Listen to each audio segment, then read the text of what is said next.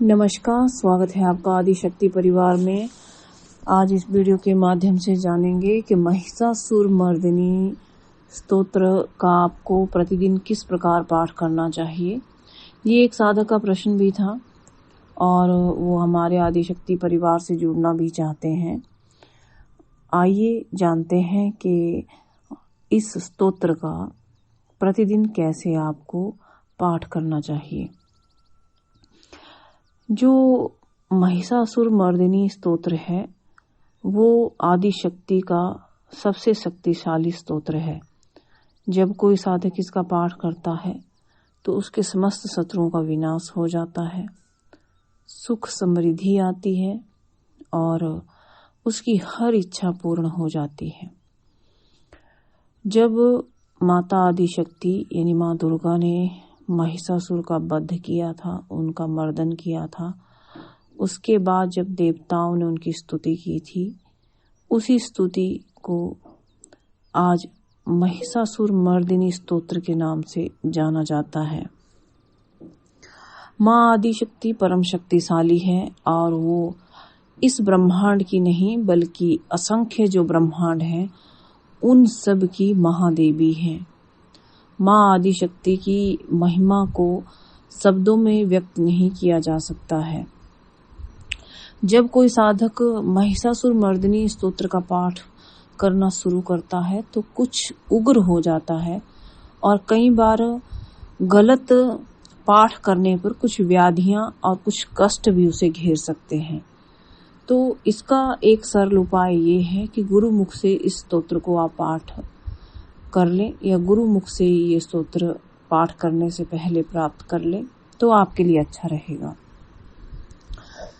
सबसे पहले आप क्या करें, जब भी आप महिषासुरमर्दिनी स्तोत्र का प्रतिदिन पाठ करना चाहते हैं तो साधक को चाहिए कि वो स्नान कर ले, अशुद्धियों को पूर्ण रूप से अपने शरीर और मन मस्तिष्क से हटा ले, लाल धोती धारण करे, सिद्ध लाल आसन पर विराजमान हो जाए, एक घी का दिया प्रज्वलित करे और उस दिए में 2 लौंग डाले, माता को भोग रूप में जल, शुद्ध जल, पान और फल, ड्राई फ्रूट या अपने हाथ से बना हुआ हलवा अर्पित करना चाहिए। आप ऐसा भी कर सकते हैं कि प्रतिदिन जब आप भोग दें तो आप कभी खीर, थोड़ी सी खीर, साथ में थोड़ा सा जल भी होना चाहिए, या हलवा साथ में थोड़ा सा जल भी होना चाहिए। क्योंकि मैंने ये देखा है कि कुछ साधक क्या करते हैं कि माता को भोग तो देते हैं लेकिन उनको पीने के लिए जल नहीं देते। लेकिन जल आपको अर्पित करना ही चाहिए, उनको देना ही चाहिए। क्योंकि आप जब कुछ भोग ग्रहण करते हैं, खाना ग्रहण करते हैं, खाना खाते हैं तो जल भी तो पीते हैं।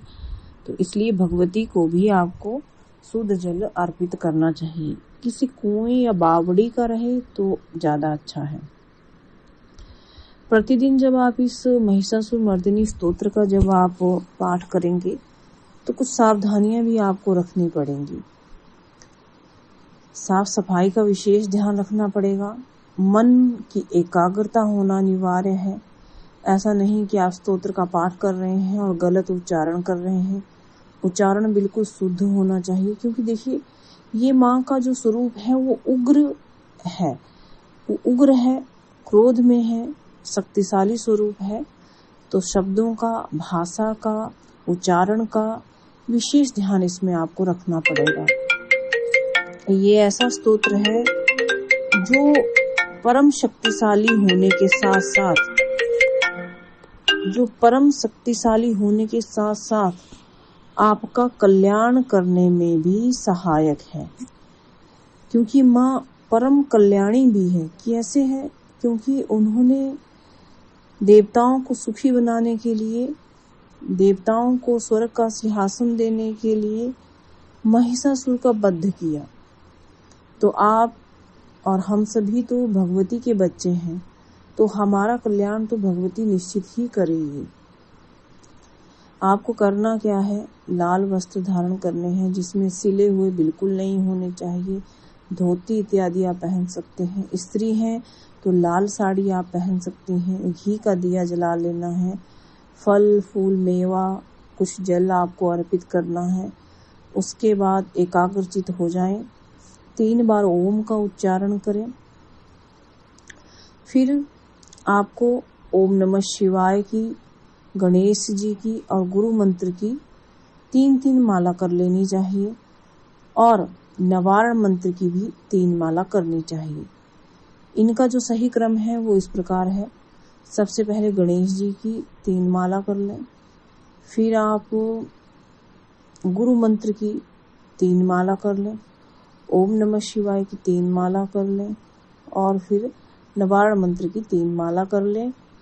फिर महिषासुर मर्दिनी स्तोत्र आप 1 बार, 3 बार, 5 बार, 7 बार या 11 बार या 21 बार, इतना पर्याप्त रहता है प्रतिदिन पाठ करने में। आप चाहें तो 3 बार का चुनाव कर लें या 7 बार का चुनाव कर लें। आप अपनी सामर्थ्य अनुसार वैसे चुनाव कर सकते हैं। फिर आप पाठ करें, एकाग्रचित होकर ध्यान से शुद्धि का विशेष ध्यान रखें, उच्चारण का विशेष ध्यान रखें, मन एकाग्र होना चाहिए। उसके बाद आपको फिर से नवारण मंत्र की 3 माला करनी चाहिए। लास्ट में भगवती से क्षमा प्रार्थना जरूर करें। क्यों? क्योंकि अगर आपसे कोई भूल हो गई होगी उच्चारण में, भोग देने में या मन की एकाग्रता में कोई कमी रह गई होगी तो भगवती आपको माँ होने के कारण क्षमा कर देगी जब आप क्षमा याचना करेंगे तो। उसके बाद भगवती की आरती कर लें और फिर कुछ समय आप बैठ करके रिलैक्स होकर के ध्यान करें।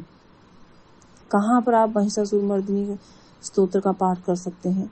आप मंदिर में भी कर सकते हैं, अपने घर पे भी कर सकते हैं, अपने पूजा रूम में भी कर सकते हैं या पूजा स्थान पे भी कर सकते हैं, शिवालय में कर सकते हैं, दुर्गा जी के मंदिर, काली जी के मंदिर कर सकते हैं, गणेश जी के मंदिर कर सकते हैं और आप चाहें तो अपने शयन कक्ष में भी कर सकते हैं, लेकिन वहां पे जूते चप्पल या मैले कपड़े इत्यादि नहीं होने चाहिए। शुद्धता का विशेष ध्यान रखें।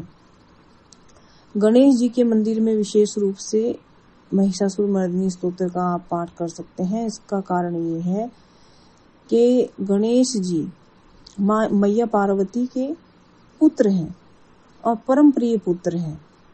माँ पार्वती ही दुर्गा हैं, माँ दुर्गा ही पार्वती हैं, वही काली हैं, सभी देवियां एक ही हैं। लेकिन जब आप गणेश जी के मंदिर में बैठ कर के महिषासुर मर्दिनी स्तोत्र का पाठ करते हैं, आपसे कोई गलती हो जाती है, कोई क्षमा आपको मांगनी होती है या उच्चारण में कोई कमी है या मन में कोई भेद उत्पन्न हो गया है, कोई शंका आ गई है, तो भगवती आपसे नाराज नहीं होती है, क्योंकि भगवती आपको उस समय अपने बच्चे के समान जानती है, अपने पुत्र के तुल्य आपको जानती है। गणेश जी के मंदिर में करने से आपको इसमें विशेष फायदे भी मिलते हैं। यदि आपके जीवन में कष्ट है, शत्रु परेशान कर रहे हैं, शनि की साढ़सती चल रही है, कोई ग्रह आपको बड़ा कष्ट दे रहा है या कोई ग्रह नीच का है या आपके कर्मों का या प्रारब्ध का कोई फल ऐसा आ रहा है कि आप अपने जीवन से त्रस्त हो गए हैं या अपने ही जब पराये आपके हो जाते हैं, अपने ही कष्ट देते हैं आपको, या कोई कोर्ट केस इत्यादि चल रहा है जीवन में या कोई भी आपके जीवन में कोई भी समस्या है, तब आप इस स्तोत्र का नियमित पाठ कर सकते हैं। एक और काम आप कर सकते हैं इसमें। मान लीजिए आपके पास इतना समय नहीं है तो गुरु मुख से स्तोत्र ले लें। इसका कारण ये है कि आपको दोष नहीं लगेगा फिर अगर आप गुरु मुख से ले लेते हैं। फिर आप प्रतिदिन ना आप कोई माला कर पाए, ना गणेश जी की, ना गुरु मंत्र की या ना कोई और माला जप कर पाए, खाली आप इसका 1 बार नियमित पाठ करना शुरू कर देंगे और साल भर तक अगर आप रेगुलर इसका पाठ करेंगे तो आप देखेंगे कि जो कोई बड़ी समस्या आपके जीवन में थी वो अब नहीं है, वो समस्या जड़ से ही समाप्त हो जाती है। भगवती की आपके ऊपर अनुपम कृपा होती है भगवती आपको अपने पुत्र तुल्य जानती है। वो आपको हर तरफ से सुख और समृद्धि प्रदान करती है। मान लीजिए आपका बिजनेस ही अगर लॉस में चल रहा है और आपको समझ नहीं आ रहा है क्या करें, या नौकरी कुछ अच्छी नहीं चल रही है, तब भी आप इसका पाठ कर सकते हैं। लेकिन ध्यान आपको सिर्फ यही रखना है कि गुरुमुख से ले लेना है। ये एक उग्र स्वरूप भगवती का है, तो शुद्धता और उच्चारण का विशेष ध्यान आपने इसमें रख लेना है। अगर विशेष साधना अगर आप इसकी करना चाहते हैं तो उसकी एक अलग विधि रहेगी, जो हम किसी अन्य वीडियो में उसको बताएंगे। लेकिन दैनिक जप में कम से कम आपका इसका एक पाठ होना जरूरी है। साल भर आप दैनिक जप या दैनिक पाठ इसका आप करके देखिए, आप देखेंगे कि जीवन के सारे कष्ट समाप्त हो गए हैं, भगवती की कृपा हो गई है और आप सामर्थ्यवान हो गए हैं। देखिए, कई लोग ये प्रश्न भी करते हैं कि हम साल भर पाठ करेंगे तो क्या गारंटीड हमारी समस्याएं खत्म हो जाएंगी? गारंटीड ही हो जाती हैं, लेकिन उसमें भक्ति भाव भी होना आवश्यक है। आप प्रेम तो करके देखिए भगवती से। भगवती तो चुटकी में आपकी समस्याएं दूर कर सकती हैं, लेकिन आपका प्रेम ही सच्चा नहीं होता है तो फिर भगवती कैसे करेंगी? पहले तो खुद में सुधार करने की आवश्यकता रहती है। माँ तो माँ है, उसके लिए तो सभी बच्चे हैं उसके लिए एक जैसे हैं। जब वो औरों का कल्याण करती है तो आपका भी जरूर करेगी, लेकिन आपके मन में माँ के लिए माँ का भाव होना चाहिए, प्रेम होना चाहिए, तभी ये सब चीजें जो है संभव होती हैं। नमस्कार।